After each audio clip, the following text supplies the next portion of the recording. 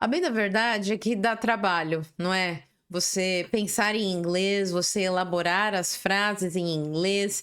E acredite, tem muitos alunos que vêm me dizer que pensam primeiro em português e daí eles traduzem na cabeça as palavras e formam uma frase em inglês, mas muitas das vezes essa frase não tem muito a ver com o que ele pensou inicialmente e aí vira essa bagunça na cabeça, o aluno fica constrangido e isso não é nada bom para o desenvolvimento em inglês. Então, se esse é o seu caso, se você já se sentiu assim em algum momento, fica nesse vídeo até o final, porque eu vou mostrar 10 sugestões para você parar de uma vez por todas de traduzir na sua cabeça e começar a partir de hoje a mudar a forma como você encara o inglês, como você coloca ele no seu dia a dia, para ter resultados de uma forma mais rápida, porque você vai se envolver com o idioma de um jeito diferente. Vem comigo que eu te mostro.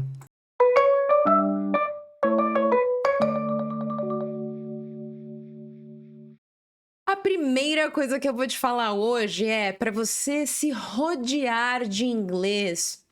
Eu sei que pode parecer um pouco complexo logo de início, mas acredite, você fazendo isso vai ter uma mudança enorme. Então, a ideia aqui é pegar e colocar o seu celular em inglês, colocar o seu computador também, a sua TV, os seus aplicativos, tudo isso em inglês, porque dessa forma você vai forçar a sua cabeça a pensar in English. Isso vai fazer com que o seu vocabulário vá aumentando aos poucos, porque você vai estar praticando tudo que você aprende de uma forma prática de fato.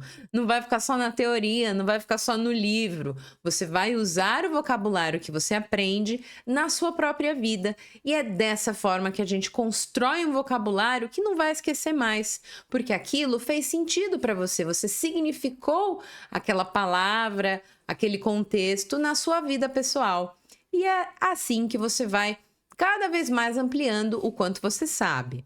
Se cercando de inglês de todas as formas possíveis, desde o seu celular até o seu livro, até o seu podcast, passando pelas suas músicas e as conversas que você tem, digitando com os amigos ou com pessoas que você conhece na internet, tudo isso vai fazer com que você dê esse salto, porque você vai passar a se forçar a pensar em como você vai resolver de repente um problema na sua televisão ou no seu aplicativo, alguma coisa que você ali nunca tinha pensado, é assim que fala tal coisa. De repente vai começar a fazer sentido. Coloca em prática e você vai ver como isso vai mudar a sua experiência com o inglês. Segunda coisa que eu tenho para te dizer é falar em voz alta. Por que falar em voz alta é tão importante? Dessa forma, você consegue escutar a sua própria voz e produzir a língua. E quando você se escuta falando, você começa a perceber o que você tem mais dificuldade, o que você tem menos dificuldade, e assim você vai tendo um termômetro. Poxa, isso aqui eu tô indo bem, eu tô conseguindo falar direitinho, essa outra palavra aqui me pegou, preciso praticar um pouco mais. Em frente ao espelho, você consegue ver sua boca mexendo, os sons sendo pronunciados, e é assim que você vai para frente. Quando você faz essa autoanálise de como você está falando o idioma, como você está se expressando. E você só melhora a forma de se expressar quando você consegue ali ter uma evidência visual do que está acontecendo. Por isso que eu sugeri o espelho. E ouvir-se é uma atividade que não é tão simples quanto parece, viu? Porque quando você começa a ouvir o que você está falando, você pode começar a ser mais crítico. Eu falo por experiência própria, porque eu também passei pelo aprendizado de inglês desde o básico, intermediário, avançado e continuei meus estudos. Então eu sei exatamente o que isso quer dizer. Mas não quer dizer em momento algum que você vai se sentir frustrado, ai, puxa vida, eu não tô conseguindo falar tal coisa. É apenas um termômetro para você saber onde pode melhorar um pouco mais e onde está se saindo bem. Lembrem-se que o inglês tem uma pronúncia muito diferente do português e por isso merece uma atenção especial. Tem sons que você vai precisar treinar para falar. E tá tudo bem, isso acontece com todo mundo que aprende uma língua. Tem sons que vão ser diferentes da nossa língua mãe e vão exigir um pouquinho mais de nós. A gente só precisa estar pronto aí para o desafio. A terceira coisa que eu vou te dizer é: use imagens. Pessoal, as imagens são uma ferramenta fantástica para você evitar de ficar traduzindo na sua cabeça as coisas. Então, quando você disser, por exemplo, it's a pen, você vai lembrar dessa imagem. E quando você não souber o que é algo, por exemplo, pen, imagina que você não conhece essa palavra. Você vai lá, por exemplo, no Google Imagens, escreve pen e você vai ver isso aqui. O seu cérebro, ele não registrou o equivalente em português. O seu cérebro registrou a imagem da coisa. E isso vai ajudar demais quando você estiver construindo o seu vocabulário e ensinando a sua cabeça a pensar em inglês. Porque só desse jeito você vai tirar essa constância, essa necessidade de saber tintim por tintim na sua língua mãe o que é aquela coisa. Porque vai chegar um momento em que coisas mais abstratas vão aparecer. E como que você vai saber o que é essa coisa abstrata? Você vai pegando a prática, você vai se fazendo valer de imagens desde o começo para que o seu cérebro se acostume com essa ideia e quando houver um conceito abstrato, você vai então se valer da explicação. Você vai procurar o que é aquilo e a descrição em inglês vai te ajudar a entender o que é a coisa que você busca sem que você precise recorrer ao português. Você está construindo a sua cabeça, você está ensinando o seu cérebro a pensar em outra língua. Essas ideias que eu estou dando para vocês, elas são comprovadas, elas já são usadas por vários alunos que eu conheço e que eu desconheço também. Muitos professores de inglês sugerem esse tipo de coisa e não é à toa. As imagens vêm então com essa força aí para te dar o recurso visual necessário para você progredir.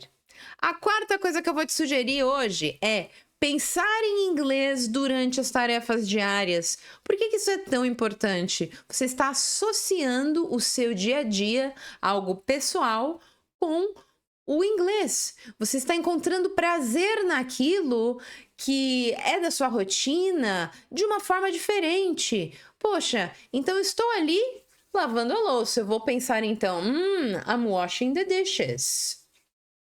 I'm cleaning the house. I'm drinking water.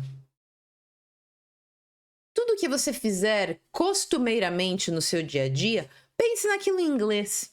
Você vai ver como em pouco tempo de prática, sua cabeça já vai ficar mais ágil, mais ligeira para entender os conceitos que você está olhando ali, que você já sabe que é da sua rotina, que você vai fazer, e a associação vai ser mais rápida.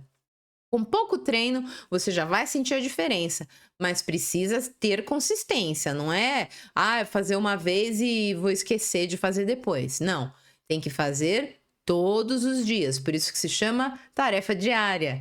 Quando você for fazer aquilo, você vai pensar, opa, vou pensar nisso em inglês, e aí você vai se condicionando, vai se acostumando à ideia de pensar em inglês enquanto você trabalha, enquanto você faz as coisas do seu dia a dia, certo?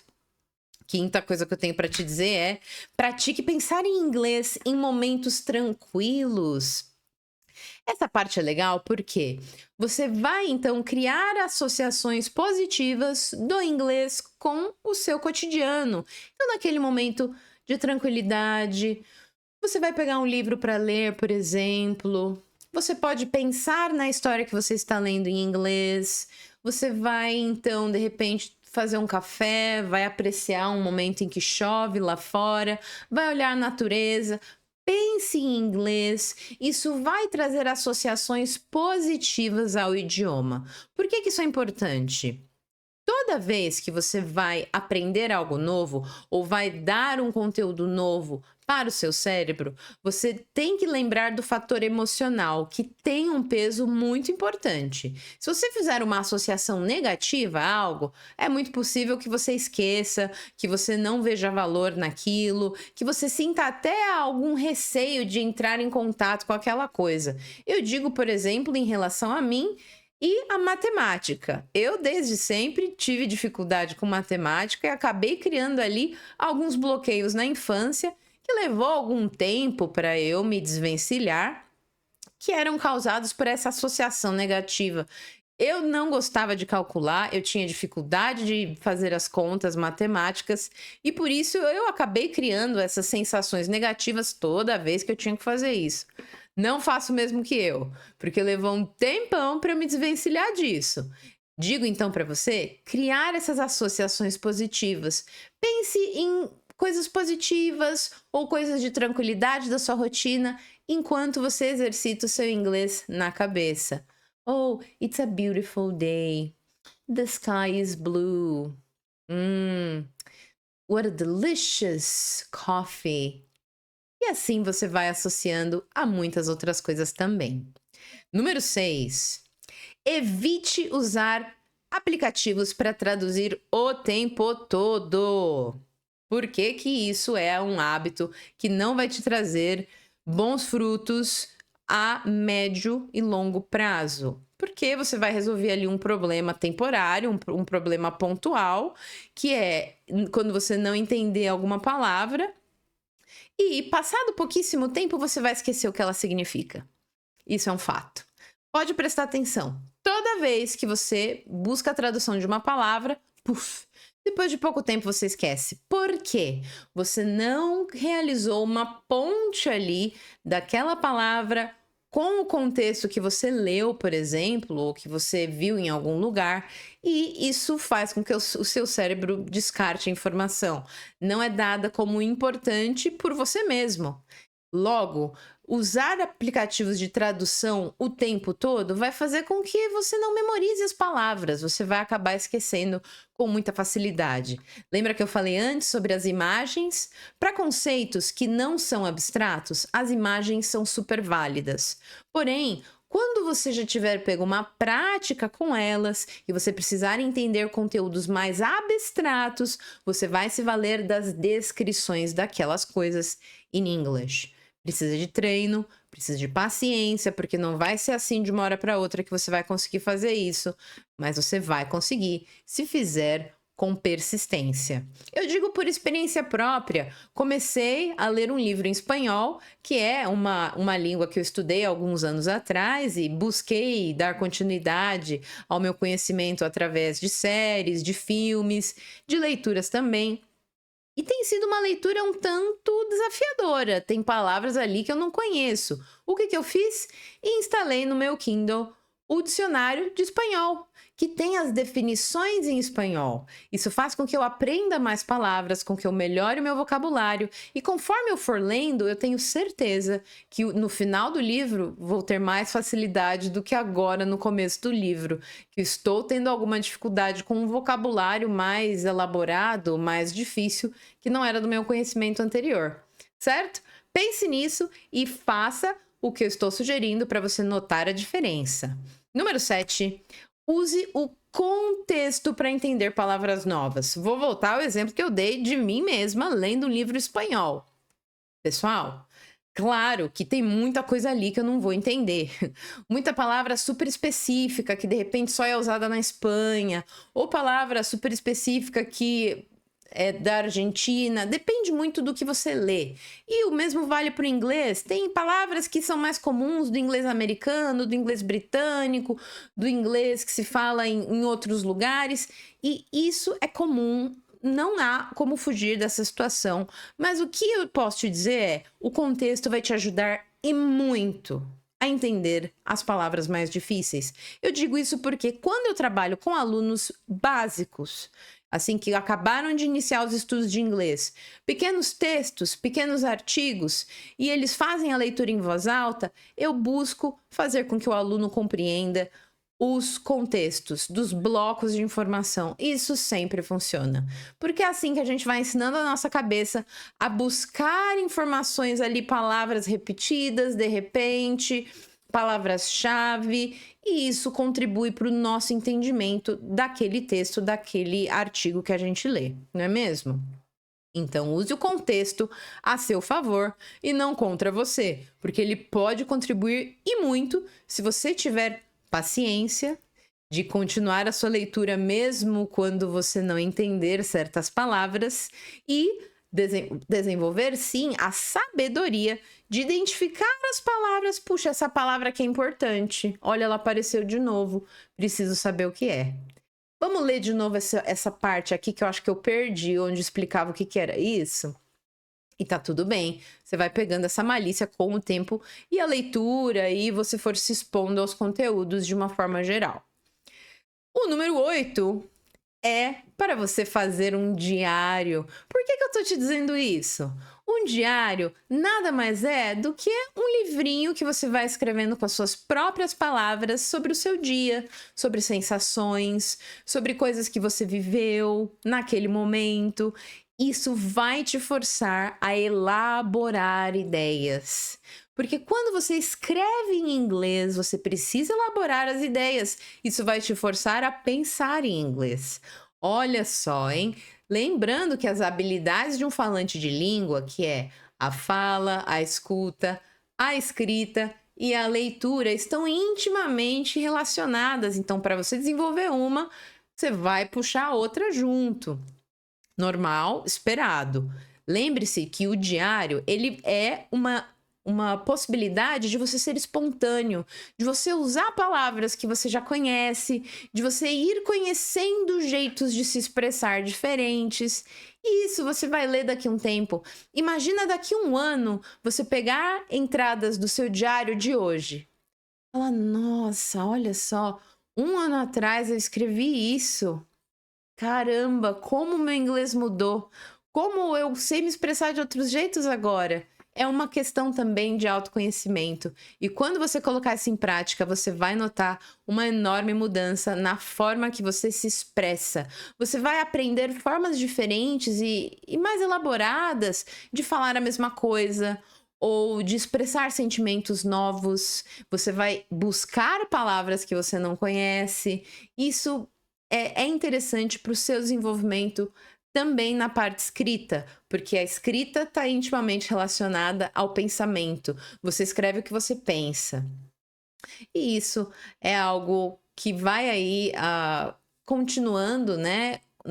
Ao longo da sua vida, uma prática que você vai aprimorando. E quem escreve um diário, escreve um artigo acadêmico, com prática, não é mesmo? Claro, depois de treino, depois de um tempo escrevendo, escreve um texto argumentativo, escreve poesia, escreve prosa.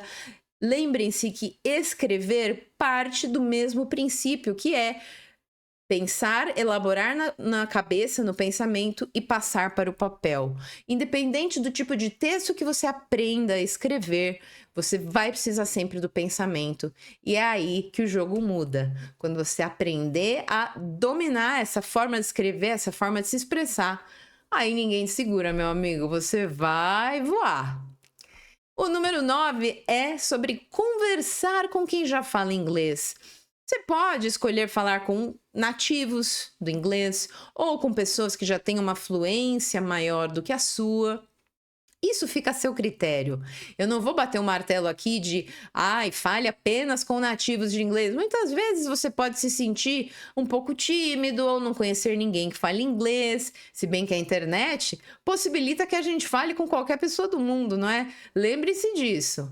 Você deve escolher pessoas que vão te trazer alguma inspiração, uma conversa bacana, uma conversa leve e despretensiosa, que você vai poder se expressar livremente e você vai aprimorando a sua fala conforme você for conversando com pessoas que dominam a língua mais do que você.